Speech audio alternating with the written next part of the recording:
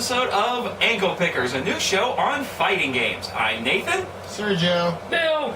Alright, and in our first episode, we decided we would start off by talking about our earliest experiences with fighting games. So, Bill, how did you get started on fighting games?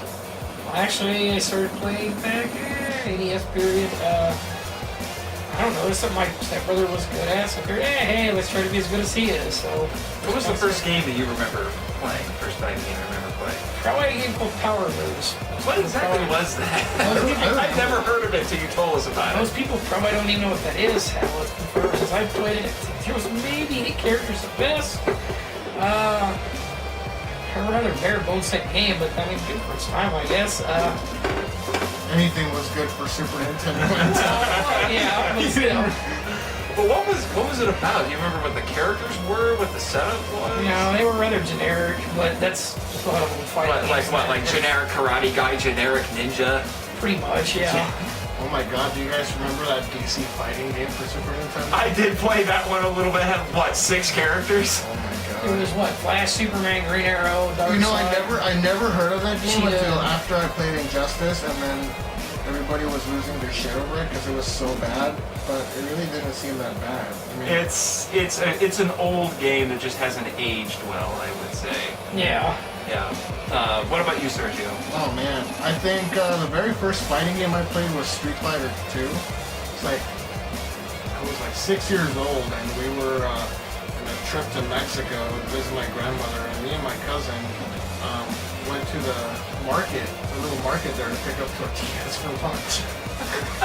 It doesn't get more Mexican than that. We were on our way to pick up fucking tortillas from a little corner store, and they had a Street Fighter 2 arcade machine, and Oh, you got to play it first in the arcade. I saw it. Well, I didn't really play it because my cousin Juan was an asshole, and he spent the money from the tortillas playing the arcade game, and I just stood there to watch them play and get his ass kicked with Ryu. He was running Ryu and He was. Well, nobody really knew what the fuck they were doing back then, you know. But yeah. So then we had to go back and tell our grandma we dropped the money, even though he spent it on the arcade machine. So you guys lied. Okay. He lied our ass off. He lied for gaming. What gamers will do. But if I have to say like my first actual experience with a fighting game, I'd say Killer Instinct. Oh, that's a... Super Nintendo. I went in, I saw Classic. well, it caught my attention when I went to the pawn shop and I saw the black cartridge. I was like, what the hell is this? Oh yeah, so because you're a little bit younger than us, so you were actually playing it well after the Super Nintendo's run. Then, Yeah, right. It was pretty awesome. Was Gold out by the time you were playing that? I was maybe 12 years old, so maybe. I think it came out around 99, 98. Maybe. Was it Gold? I think it might have been out by then. Was it? I don't remember It was what late year. 90s, I'm pretty I sure. believe so. I was still playing regular Killer Instinct, but I remember going to the pawn shop and they had it for $15, and I remember crying over it because I wanted it really bad. And my dad finally bought it, and my dad had to buy it for me because it was a rated M game. No, I thought it was teen rated. I don't remember. I remember Is it being teen rated? Pretty Yeah, sure I'm it was pretty sure teen. Maybe, I don't know. My dad ended up I think the buying new it. one is too. Yeah. No, it's rated M. Really? Oh, with the new updates. The new updates, I think. Oh. But So what made it him? I'm not really sure. We'll have to figure it out Anyways, I later. took that fucker home and I popped it in my Super Nintendo and played it for hours, and I really haven't. I mean, I've seen Mortal Kombat and like the graphics for that looked alright, but then when I saw Killer Instinct and I heard the music, it like blew my fucking. Killer ears Instinct off. has some of the most impressive graphics on the Super God. Nintendo. It was so beautiful. Great graphics, killer soundtrack. And Yeah, the music. Even the gameplay. That's like, the thing I love about the original Killer Instinct is that it actually has a theme song that kind of goes counter to what you normally hear in a fighting game. Right. Most fighting game theme songs are up tempo, they're fast paced, and you know they're meant to get you excited about what you want to play. But when you hear the Killer Instinct, It was at least the original version of it, dark and. Like, it was slower. It felt like you were watching something kind of slowly and forebodingly just come up to you. You know, it was very unique. And a couple years later, We used to go to the flea markets down in San Antonio a lot, and I found a Killer Cut soundtrack for Killer Instinct. That came with gold, if I remember correctly. No, that came with the original game when you bought it new. Oh, yeah, that's right. I know it came with one of the games. Yeah, so I saw the CD and I was like, is this another game? What is this? But by that time, the PlayStation 1 was already out. So I thought it was a PlayStation 1 game. I bought it and popped it in my friend's PS1, and it turned out it was an audio CD.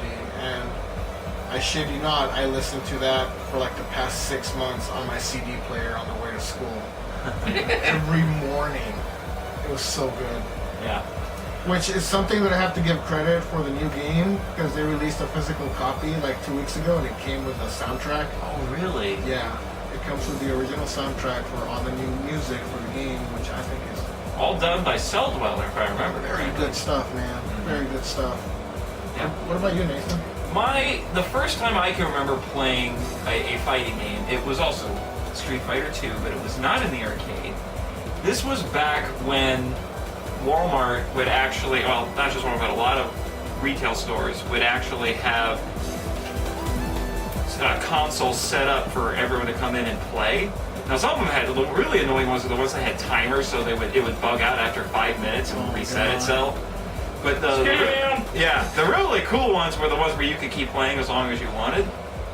And Walmart had a Super Nintendo setup, and it had Street Fighter 2 in it. And I had never played a game that was like that before. You know, you're talking about to the kid who spent a lot of time playing platformers and some action games and things like that. So I got to try it, and what I remember most distinctly was that there was this older guy there who's probably, he had to be at least a teenager, high schooler. And I'm trying to figure out how to play this game, and he just tells me to pick Honda and just mash a punch button. Because I could make something happen with that. Because I didn't know how to do any of the other special moves. He just told me to mash the punch button. And I'm like, what does that do? And I mashed it. It's like, and the computer was dumb enough early on to fall for it. So Going fucking nuts. So you just sat there and hand slap somebody to death. Yep. Kind of AI loopholes. Well, it only worked for the first couple of matches, and then they got harder and smarter, and then that wasn't working quite as well. It actually really wasn't. It wasn't so bad in Street Fighter 2, but when you got to Turbo, or one of the later renditions of 2, when Honda could actually move forward while doing it. Oh my god! You could just mash that punch button and pin people in the corner, and they couldn't get up. My favorite one though was in the original version of Street Fighter 2. The 100 hand slap was the bane of Zangief's existence, because he could not jump it to save his life. And he couldn't reach far enough to knock Honda out of it, so it was impossible for him to win. Zangief could not jump through shit to save his life in that game. Yeah. In a lot of Street Fighter games, He's not the best jumper. Oh my god. It's kind of weird, because when he grabs you, it does a spinning power driver like 30 foot in the air, but Yeah, figure that one out. Is there any fighting games that you guys ever regret picking up? I own a copy of Shaq Fu. So do I, dude. I got it from you! I've never played it because I don't know the system it's on. I own a Super Nintendo copy of Shaq Fu. Although, there is one that I do regret, because my brothers and I did buy it. We got it from McVan's Video Game Trader when that existed. And most of you who are watching this don't know what we're talking about unless you're from northern Indiana. But there was a small chain of used video game stores called McVan's. And it was a wonderful place to go to, especially if you're looking for old vintage games or you want to get new games at a discounted price. Unfortunately, they've gone out of business, and we miss it a lot. They did repairs for systems. They did a bunch of stuff. I had to fix my PS2 once. I just can't believe they... I bought my Neo Geo there. Yeah. Anybody knows what a Neo Geo is? I can't believe they shut that place But down. anyway, my brothers and I went there a lot looking for old Super Nintendo games and NES games and things like that. And I bought a copy. It was dirt cheap too, if I remember right, of Rise of the Robots. Oh, buddy. Say what you want about Shaq Fu. Shaq Fu is the most infamously bad fighting game probably ever produced. I would argue Rise of the Robots is even worse. Okay, it looked pretty, and apparently had a soundtrack made by one of the guys from Queen, Yeah. which is about the only thing saving grace is that it has. You can only use one character in the arcade mode. The character designs are ridiculous. And I could not get past the first match. And you play all the other characters in the same order. The first match you're fighting up against is this guy I could only describe as a transformer that turned into a forklift. And I couldn't figure out any special moves because we only had the cartridge. We didn't have the instruction manual or anything. So I couldn't do crap with it. Well, I recently saw a video on the internet where I found out I was playing it wrong the entire time. You're not actually supposed to play how it's supposed to play. You're supposed to walk forward and hit the kick button and you win. Yep, spamming moves was good back Yeah, so, I mean, we're not talking like a special move kick or anything. You just hit a regular kick button. I don't even know which kick button. I don't remember how the dang thing played. I don't know if I had multiple buttons. You know, like 3 punch buttons, 3 kick buttons, or whatever, like Street Fighter. I don't remember. I don't remember. It's been too long. Yeah, but all you do is you just walk forward and hit the punch and hit the kick button, and the AI is dumb enough to fall for it. What about arcades? Did you guys ever play at arcades? Yeah, I did. Not as often as I would have liked, Bill, but I did. what was your first experience with an arcade? Like in fighting games? Any fucking kind of arcade, man. It doesn't matter if it's fighting or not. I don't know. I've played so many over the years. Like, when you were a kid and you went, I don't know, fucking Chuck E. Cheese or fucking, what's the other place? Well, I know I remember. Laser tag places? No, the pizza place for kids. It's Chuck E. There Cheese. was Chuck E. Cheese. It used to be called Showbiz Pizza, Showbiz Pizza. but they changed their name. We had Peter Piper Pizza in San Antonio. And again, I was like 12, 13. And by that time, I think PS2 was already out. I don't know. 2003? Yeah. Still, they had fucking Mortal Kombat 2, 3, Primal Rage. Gosh, I could never get into that game. Third Oh, Strike. that was fun. Oh my god. The music for that game used to fucking scare me. Every time I went to the fucking arcade machine, there's a Primal Rage music. I have one of the more interesting arcade experiences I had was also at a pizzeria, but it was actually at one of the Pizza Huts here in Warsaw. Really? It was the one over by Kmart. They still have a small arcade there, but I can remember a point when my family would go there fairly often to go get dinner, and I remember it was always we had a routine. We would order our food, and then my brothers and I would ask for a little bit of spending money. We'd run off to the arcade and play the arcade machines there while we waited for the food to arrive. And the pinnacle, I guess, of this was when they had Marvel superheroes on arcade there. I remember I think before that they had.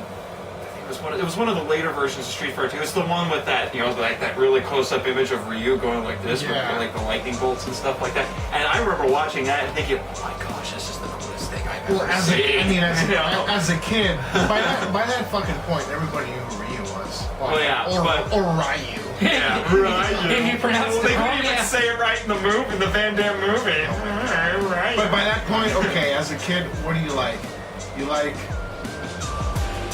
dinosaurs? You like, I don't know, by that point, Street Fighter, I don't know, comic books? Yeah. So they fucking mixed both of them, comic books and Street Fighter. Yeah, well, and the thing that I'm kind of embarrassed about to admit about this is that when we played the Marvel Superheroes game, I think I tried a couple of different characters and I eventually landed on Captain America, but all I did with Captain America is I figured out he had insane reach with his standing strong punch, so I would just spam that all the time. I didn't understand how to properly play the game. So you don't fucking knock my nose out. I just used Juggernaut a lot because he had huge reach and his Oh my gosh, Juggernaut. Juggernaut was the shit, man. Juggernaut was a beast. He had like a small ass move list, but like everything in there was like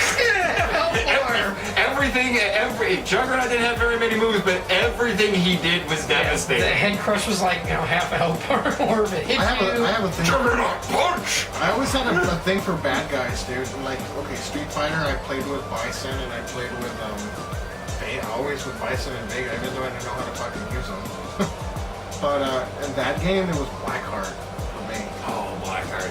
Blackheart was weird. I just liked him because he summoned. I mean, fuck, all black with red eyes and summons demons. What else do you want? See, I didn't use that character a lot until I got to Marvel Super Heroes versus Street Fighter. Then I ran him and Omega Red a lot as a team. Yeah. And Omega Red was fun as hell beating the shit out of people. That would have been a good character for them to bring back on Marvel vs. Capcom 3. Blackheart? Yeah, I mean... Especially since they eventually added Ghost Rider, and he's a Ghost Rider villain. Well, okay, I'm gonna shut up about that. I know way too much about this crap. He's technically a Ghost Rider villain, but he actually first appeared in a Daredevil comic. There you go.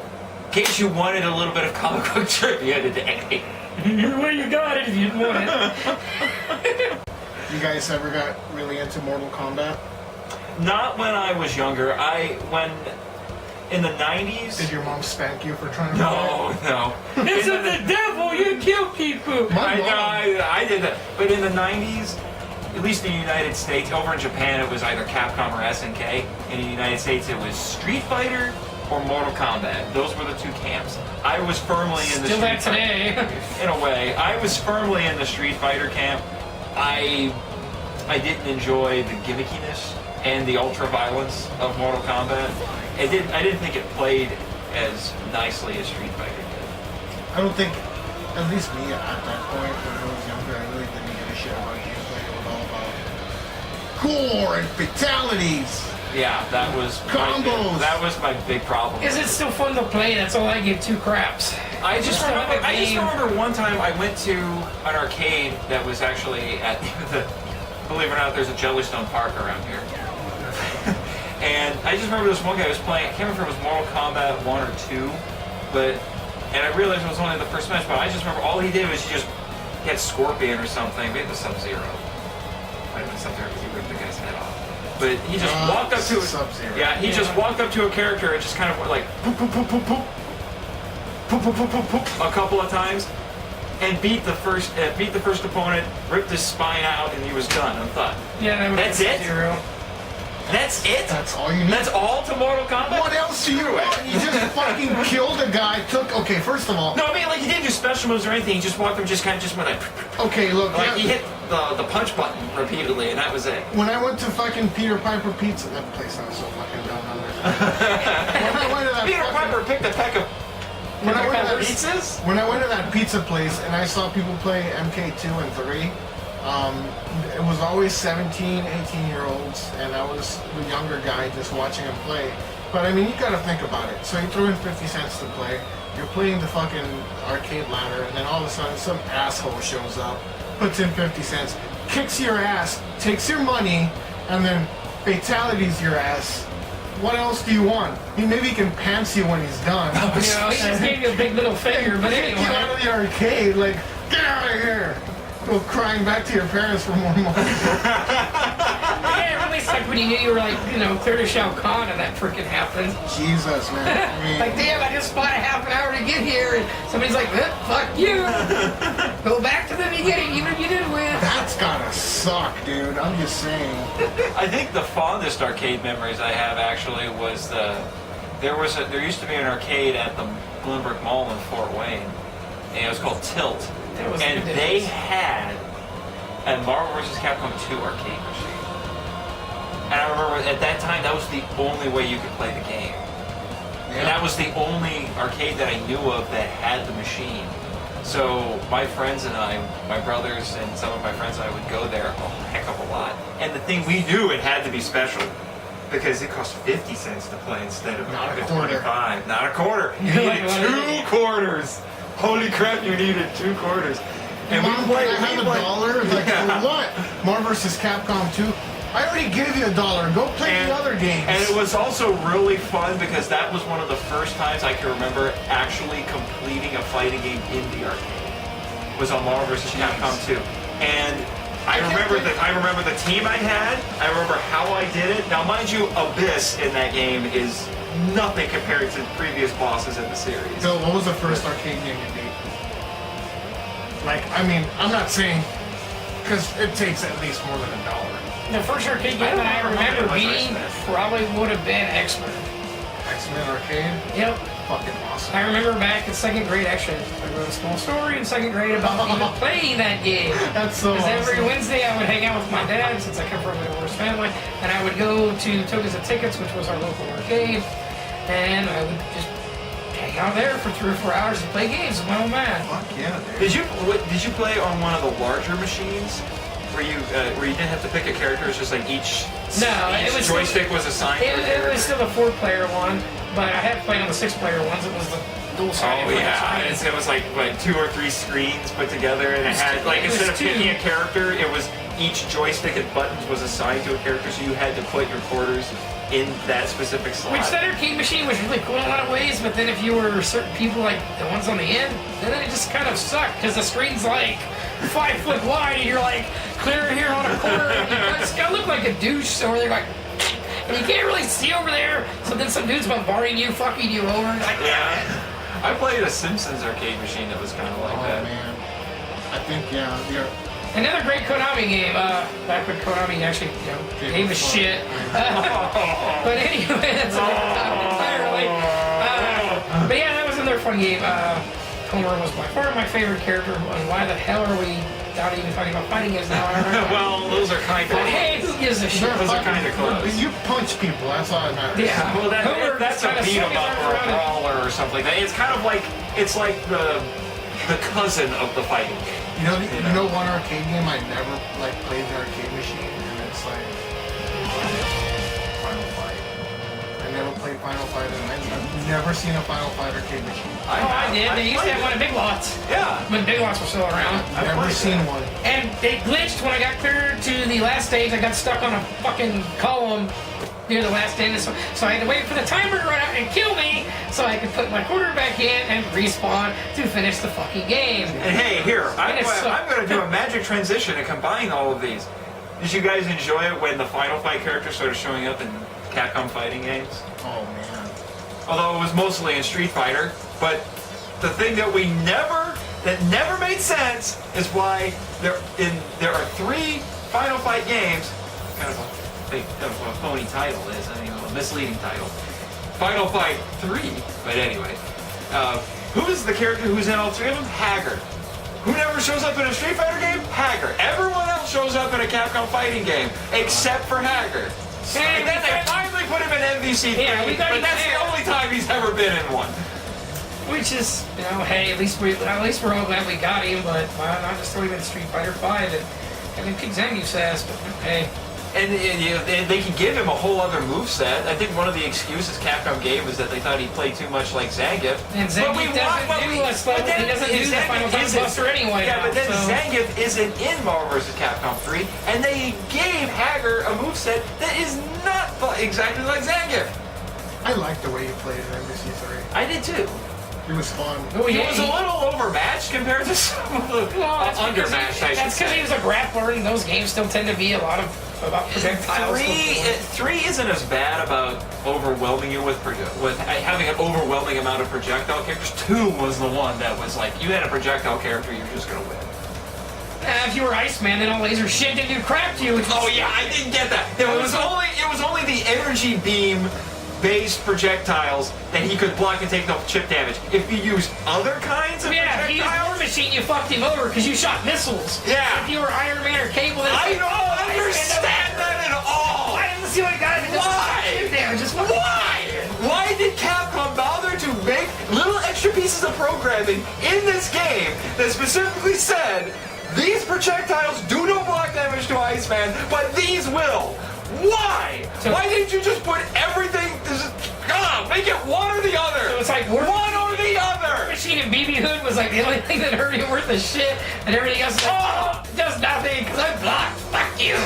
You know, as good as we think that game was, It's busted. it's busted. It is so busted. Well, yeah, you there's can like just what? break the There's game. probably a dozen characters who are viable. Some, and then like 20 or 30 that are kind of viable, and then the rest of them all suck. Hey, it's still fun blowing people with Dan. That's all I gotta say. I don't care what anyone says. When you go there grabbing some guy and blowing yourself up. His little, It's awesome. his kamikaze move, which is actually the raging demon backwards. It's still funny watching that get down to a server bot. I don't care what the fuck you know. and it was the most powerful move in the game. It wasn't quite an instant kill, but it did like 75-80% damage. The most powerful move in the game. A lot of the roster, like. I remember when my brothers and I discovered that move, because the first game we bought a Dreamcast, and the first game we got was Marvel vs. Capcom 2, because that was the only thing it was ported on. Isn't that what everybody bought a Dreamcast for? I'm pretty sure people bought entire Dreamcast. That's why I bought my Dreamcast was for that game. And the thing that was nuts is the manual didn't tell you everybody's moves. By the way, I think it was yesterday. It was the 17th birthday of that game coming out on Dreamcast. It's been 17 fucking years. MVC 2? MVC 2. I'm sorry, the first MVC to come out on Dreamcast. Which actually was the better port. I know. We had that on Dreamcast. I used to have that. Anyway. I remember playing that on the Super Nintendo. That would break a Super Nintendo. What are you talking about? I played it on the PlayStation and I was like... Fatal error!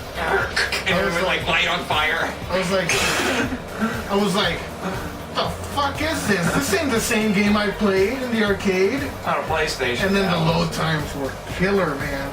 Yeah, but the Dreamcast the Dreamcast version was pretty much arcade perfect. And the thing that was amazing about it had an exclusive mode on the Dreamcast version that has yet to be replicated in anything Capcom has done, particularly with the Versus series, is you could do 2-on-2 co-op.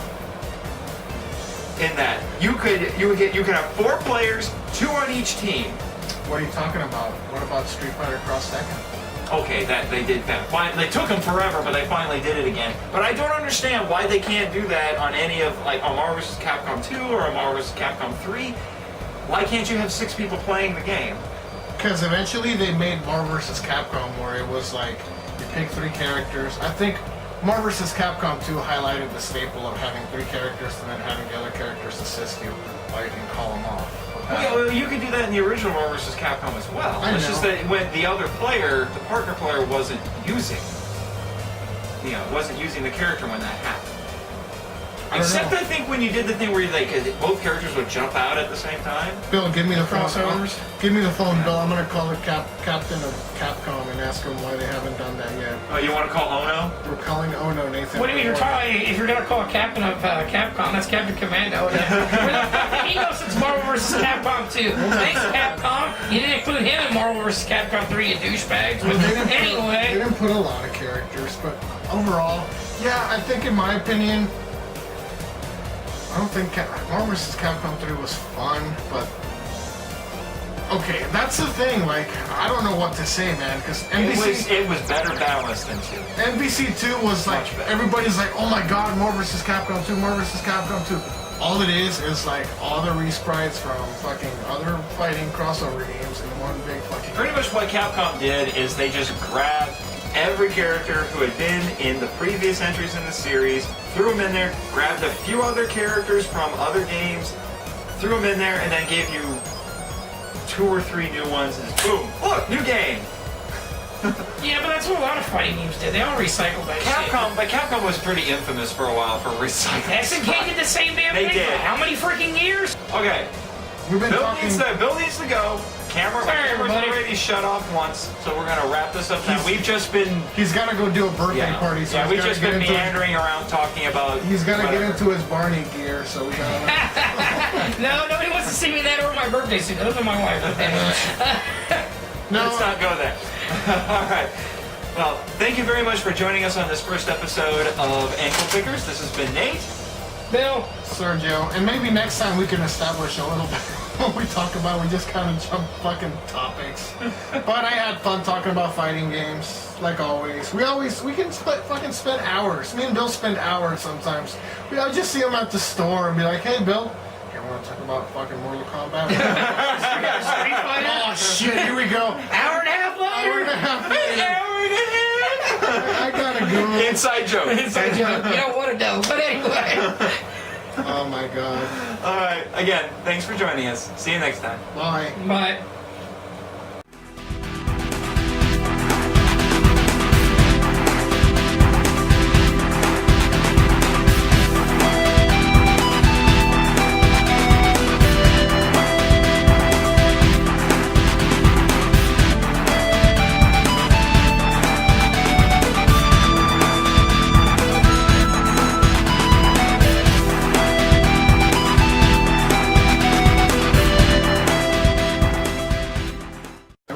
All right, I've got the camera rolling. I'll do action. I'll introduce all of us, and then we can get started. You don't have to introduce all of us. Just introduce yourself, and then we can just say hi. Oh, introduce yourselves. I know my own name, dude. I know my own name. I'm so proud of you, Bill. I'm so proud of you. I'm gonna put this at the end of the video as a tag scene. Don't stop to the floor, you freaking nerd. This doesn't look gay at all. Anyway, all right. Compose yourselves, gentlemen. All right. You're the fucking assholes Ready? who are hugging each other.